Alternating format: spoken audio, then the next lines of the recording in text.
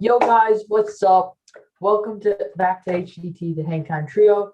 Today though, we don't have Kay, sadly, so it's just gonna be me and Swag here carrying the load. Stop the cap. Stop the cap right now. Stop the cap. And so today we got the top 5 small forwards right now and currently in the NBA.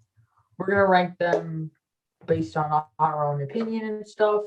And based solely on this season.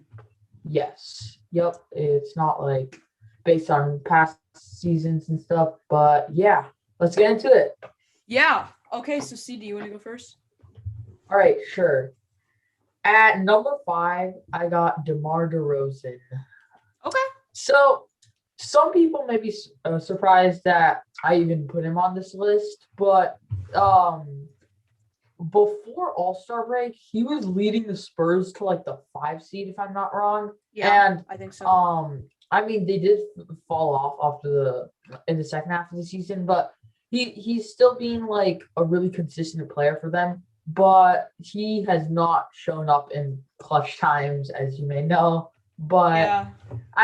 I still though do think that he's a top 5 small forward as of right now. Yeah, I mean, we saw with the play-in game the other day that he does not come to play always in the clutch moments, but majority of the season, other than a little bit past the All-Star game when the Spurs started to be dreadful, especially near the end of the season, they were very bad. And but other than that, great season for him, consistency-wise, and yeah, I understand that pick. Yeah, and number 4, I got Jason Tatum. Okay.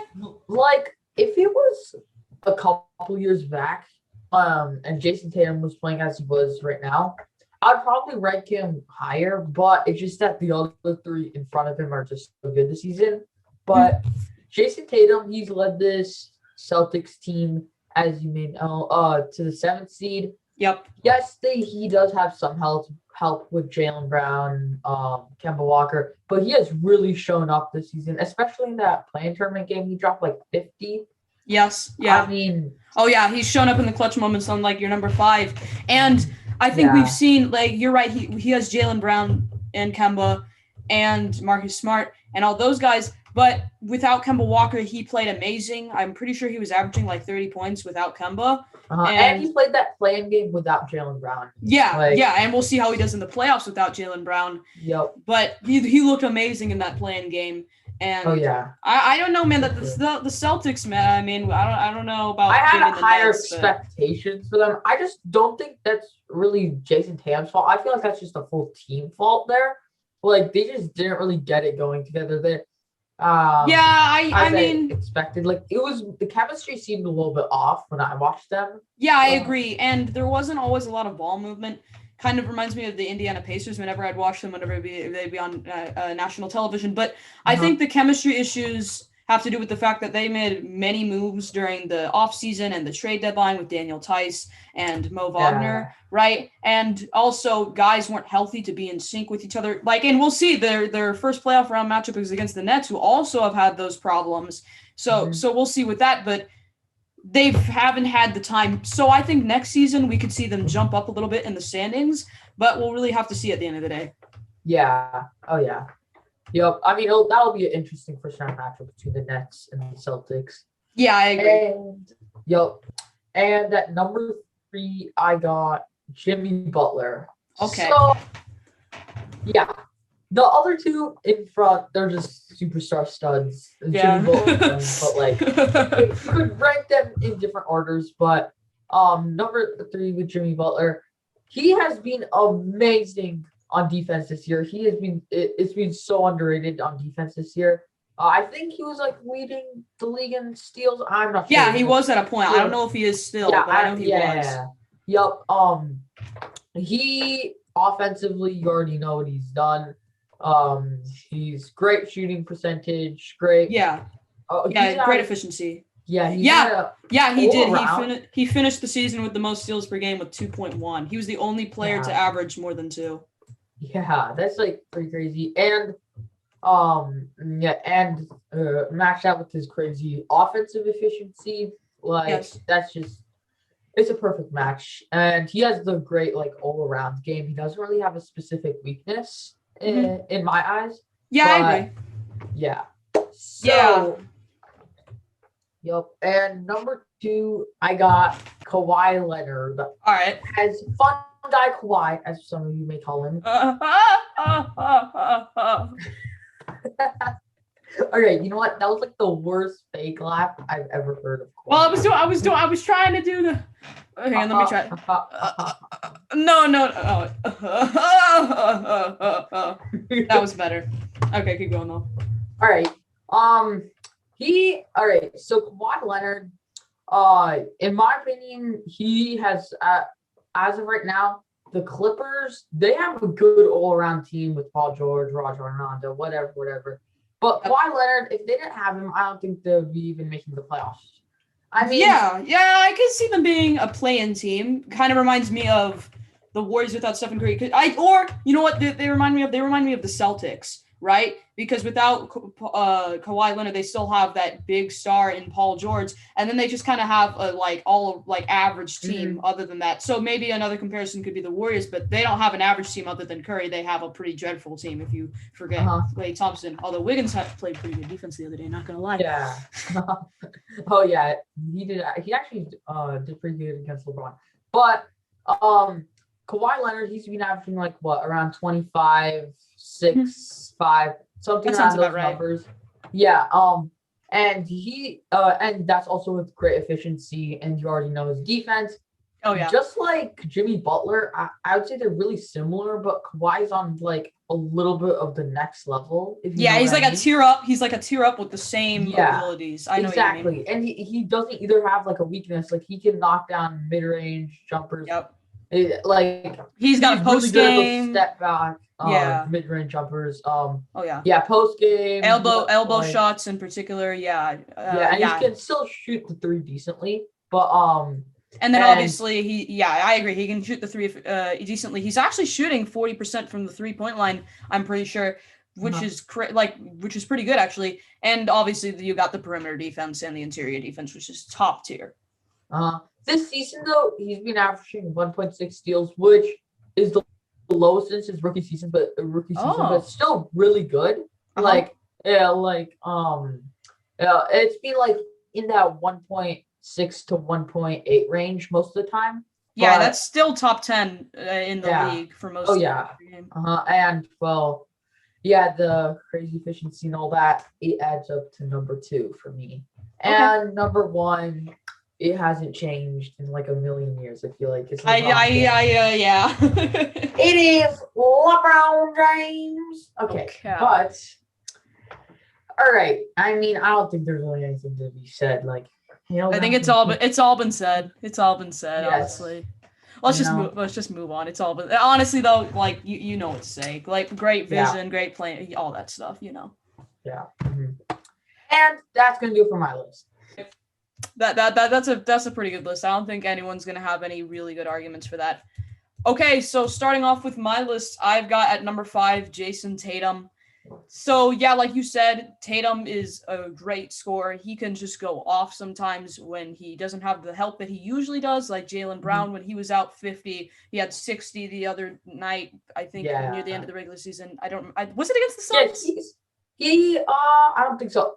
But he's been like having these huge boom games. Like and normally it's just like hovering around 20, 30s, and then he just pops off for like a 50 or 60 bomb. It's just crazy to watch. Oh yeah, it's true, and it's so fun to watch. Like I'm pretty sure obviously the 50 bomb was on national television, but the 60 bomb was too. Like, and that was a crazy comeback. So I mean, I love players I love players who do stuff like that when I can watch, because you already know we don't have that league pass. You feel me? Yep. I mean, too expensive. The cost of it is too much. It's like petition to like lower the cost of it. And I'm pretty sure. Let me. I'm actually curious. I think it's like $200 a year, which is absolutely crazy. 250. Wait, no. What? So no commercials is $250 a year. Just all the teams is $200 a year. That's crazy, man. Maybe one day if we get good at this YouTube thing, we can do that, but not right now. Yeah, but yeah, number 5, that makes sense for Jason Tatum. Yeah. Yeah. I mean, I said all I need to say when you were talking about him. Anyway, though, at number 4, like, I understand why you didn't include this guy, but like, it just feels wrong leaving him out of the top 5 of a thing with his position. I have Kevin Durant. I'm interested too. Kevin Durant. Oh, yeah, I know. But I don't blame you. Ah. Listen, I don't blame you because he only played 35 games this season, and even if he was playing, you know what I mean? Yeah. So I would also like, you know what I mean? So I don't really blame you for that. He only played 35 games, but I just feel like I can't leave him out, you know? I have to put him somewhere. So I should have put him at number 5 now that I think of it. yeah, but anyway, he was a sniper this season. He averaged 45% from 3, even though it was 35 games, so maybe small sample size, but that's 3rd highest among all small forwards. And first is his teammate Joe Harris, so that's pretty interesting. But yeah, Kevin Durant is Kevin Durant. You already know who he is. 7 foot tall, basically. Score from all 3 levels. From like anywhere. Yeah, exactly. He's got great range. Yeah. Like we talked about in previous episodes, Kyrie, Kevin Durant, and James Harden. We'll see how far they go in the playoffs. But I think Kevin Durant is probably the best out of those 3. I think we can all agree on that. I'm sure if he was here, he would agree with that. And yeah, I don't think there's much to be said about Kevin Durant, similar to LeBron James. So moving on to number 3, I have Jimmy Butler. Jimmy Butler, when he's been needed by his team, let me reset that. Jimmy Butler has been needed by his team. They have a 7-13 record without him and a 33-19 record with him this season in the regular season. That just shows you, like, they've got all these guys that get talked about, like the celebrity, basically Tyler Hero. They've got the shooter and Duncan Robinson. They've got I remember Duncan Robinson. Yeah, I remember when Jimmy Butler, he was out for a short period of time. They like skid. They fell hard in the beginning of the season, right? Yeah. And that's the big reason why they like started off really slow and stuff. Yeah. But then they eventually got back together, and then now they're like the 6th seed? Yeah, they're the 6th seed. Yeah, so I mean, we saw last year in the finals. He continued some of that during this season in the regular season. I'm very excited for this playoff matchup, by the way. Oh yeah. That's gonna be interesting. There's a lot of good series this year. Yeah, and the Bucks, I don't know, they may be looking for revenge from last year, but this is definitely gonna be a classic, I know. Yeah, but we'll go more into that in our playoff preview, which will probably be dropping sometime after the playoffs because you know how editing goes. But anyway, you know Jimmy. So going into number 2, we got Kawhi Leonard. He's the best perimeter defender in the league, in my opinion. He has the best defensive rating out of small forwards this season with a 109.5 rating. He stretches the floor. He shot about 40% from 3 this season. And also in games with the Clippers, in which the Clippers had Kawhi, they shot 42.4% from 3 as a team and only shot 33.4% from 3 without him. So you have to take, when you talk about a shooter, you have to take into account what they're actually shooting, and also because of what they can shoot, what that does for other shooters around them, because different defenses have to commit to them. And I also think it's Kawhi, so they would commit to him even if he couldn't shoot the 3 ball.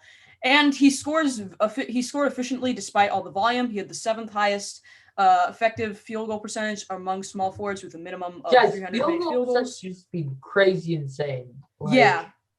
And that's despite having the 3rd highest usage rate among small forwards. He still has good efficiency like that, so that's pretty impressive. I also think Kawhi's an underrated playmaker. He has the 7th highest assist to turnover ratio among small forwards who played 36 or more games this season, which I think is pretty underrated, the fact that he is that good of a playmaker.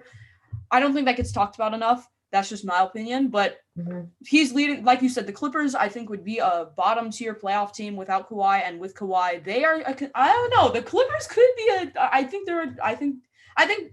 I think they've been under the radar most of the season, you know what I mean? Because of what happened last season, people were not as quick to say they can do it, but I don't know, man, I don't want this to be like clipped in a future video, and then, you know what I mean? But I don't know, maybe the Clippers go on a run this year. There's no clear West favorite as of right now, because I mean, right now there's like all of them. I feel like are really close to equal. Like there's nowhere close to a clear cut favorite right now in the West. Like in the East, you maybe have Nets and Sixers, but here you don't really. Yeah, I agree, and maybe you could lump the Bucks into that, but yeah, you don't really have that in the West. It's a pretty filled West. And then at number 1, I have LeBron. I don't think there's much to be said. He, in my opinion, I think he was the MVP favorite before he went down with that high ankle sprain. That hurt his MVP case. I don't know. What about Embiid? Oh, yeah, that's true. That's true. Embiid was also up there. But I think in the Kia MVP ladder, they had him at number 1 the last time I had checked before that injury. I think the week before it, that's what they had him as. But, yeah, I mean, he's not even a finalist now because he missed all those games, which is interesting because Embiid is still a finalist. You know what I mean? Like, yeah, but Embiid, he came back strong. And I think and he was also having a great season before he got injured. If it wasn't for the injury, that 3-man race there and Jokic, Embiid, and Curry, that would be like crazy because honestly, I could see it going either way if Embiid wouldn't have gotten injured. Yeah, because there's 3 different ways you can view the MVP award, right? You can view it best player, which I think we can agree it would be Curry. You can view it the player that's leading them to a winning record, you know, and that would be Jokic, right? Or you can view it as the most dominant player, and that would probably be Embiid. You know what I mean? I mean, record, it would be more Sixers and Nuggets, but then like Jokic is averaging more assists than with them. It's like there are a lot of ups and downs for both of them. And then while Curry's the MVP, he's the scoring leader right now, or he secured it. Yeah. Yep. So like there are a lot of ups and downs that could be going towards each person. Yeah, I understand that. And anyway, going back to LeBron, he just has tremendous vision. I'm excited for these playoffs. I mean, I don't want to give too much away because we're going to make a video about the entire playoffs and our predictions, but just know that that's going to be an exciting video because I'm excited for these playoffs once we get through these playoff games. Yeah. I mean, play-in games. That's going to be very interesting. And LeBron looks back. He's back, I think. I watched the Warriors game yesterday. He had a triple-double. Oh, yeah. One of our friends was said LeBron did. I think someone said, like, one of our friends was like, LeBron's back. And then another friend said, LeBron had a bad game. Like, that's just how good LeBron is. The fact that he can have a triple-double and 25 points and that be considered a bad game for him. You know what I mean? And it wasn't like he shot terrible. And also like a crazy clutch 3. Oh yeah, that was something. And dude, that Draymond Green, in my opinion, that was kind of dirty. Oh yeah, and he did that after the Draymond Green thing, so he was basically shooting with one eye. Like that's apparently after he shot it, he was like holding up 3 because apparently he could see 3 rims. So like, no joke. That's what he. Wait, actually? Yeah, no joke. Bro. I'm not kidding. Wait, what? Yeah, that's what he said, but no way, that's cap. No way. Sorry, LeBron. Shut up. No. I mean, I get that. I understand if he said that, but like, LeBron, that's gotta be cap. There's no way. Yeah, but bro, imagine if he shot it at one of the other rims and then it like airballed. That'd be hilarious. But anyway, then people would view it as an excuse. Now people just view it as straight up cap. But anyway, guys, that's gonna do it for this video. Be sure to join to check out our HTTL Basketball GM League. We just finished, as we're recording this, the inaugural season of 1990. There's still a few quality teams available. We're doing roll call right now to see the available teams. We'll let you that the available teams will be down in the description below. There's a lot going on with that, and it's been a great league so far. So we recommend you check it out. It's for fun. It's fun. It's great. I mean, anything else you have to say, C? Not much. But yeah, that should do it for this video. Yeah, and one final thing, be sure to leave a like, subscribe. I know we should say this early in the videos when we have your guys' attention, but it helps out the channel a lot. And if you're still watching, you're already helping. So why not give us another helping hand? You already gave us 1, give us 2. You know what I mean? But most of you guys who are watching are probably subscribed if you're watching at this point. But we thank you for that. Thank you for the support, guys. That's going to do it for this video. That's a wrap.